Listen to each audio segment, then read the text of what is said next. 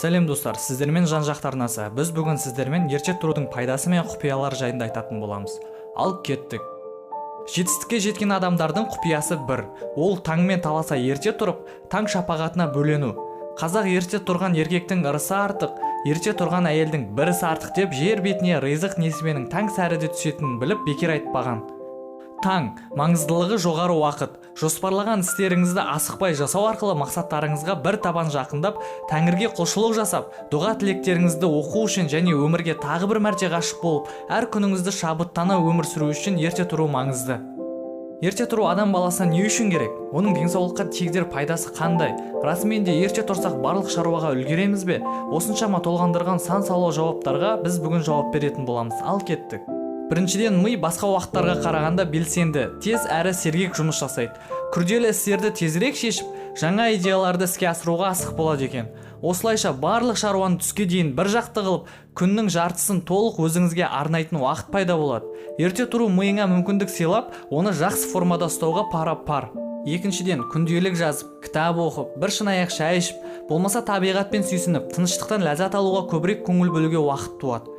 Күнделікті күйбең тірлік бізді айналадағы қарапайым керемет құбылыстарға сүйсінуден айырады. Сол себепті ерте тұрған адам міндетті түрде медитация жасап, немесе күнін ойша жоспарлап, өзіне 24 сағатының бірнеше минутын асықпай бөле алады. Өміріңді өзге емес, өзің басқарып жатқаныңды сезінуден асқан тамаша күй бар ма? Үшіншіден, көтеріңкі көңіл күй, жеңілдік сезіне бастайсыз. Ғалымдардың дерегінше кеш тұратын адамдарда стресс бейім, негативті болып келеді екен. Ал ерте тұрған адамдардың ғұмыры ұзақ, көп жасауға мүмкіндігі жоғары болады. Жақсы көңілмен басталған күн де өнімді болып, оң нәтиже береді. Ерте тұру үшін оны жай ғана жоспарлау жеткіліксіз. Міндетті түрде шаршағаныңызды басып, ұйқыға жатпас бұрын теледидар, ноутбук, ұялы телефон сынды гаджеттерді қарамағаныңыз абзал. Сондай-ақ аш қарынға ұйықтауға тырысу қажет. Есесіне таңертең ерте әрі сергек оянуға мүмкіндігіңіз жоғары болады. Ұйықтар алдында майлылығы жоғары, ащы тағамдардан бас тартып, алкоголь мен никотинді аузыңызға алушы болмаңыз. Олардың орнына жемістер мен көкөністерді, бір стақан сүтті, көмірсулар мен триптофиндерге бай тағамдарды тұтыныңыз. Ерте тұруды әдетке айналдыру оңай шаруа емес екені анық.